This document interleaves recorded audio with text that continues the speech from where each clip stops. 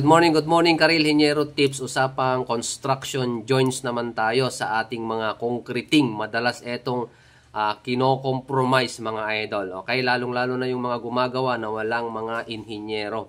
Okay, so para sa lahat, para magkaroon kayo ng ideas, knowledge, pakinggan nyo to mga idol. Okay, according to ACI 318-14, except for pre-stressed concrete. Okay, construction joints in floor and roof system shall be located within the middle third of spans, office slabs, beams, and girders, unless otherwise approved by the licensed design professionals. Okay, so doon tayo mga idol. Okay, within the middle third of spans dapat nagaganap ang ating construction joints. Okay, wag na wag ninyong kalimutan ito mga idol. Bakit?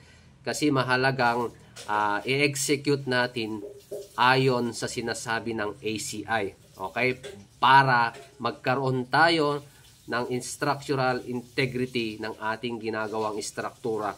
Kasi sa mga maliliit na bagay, kapag nako-compromise natin, nawawala yung integrity ng ating ginagawang istruktura. Kaya dapat masunod yung dapat masunod. Okay? So hanggang sa muli, maraming salamat po.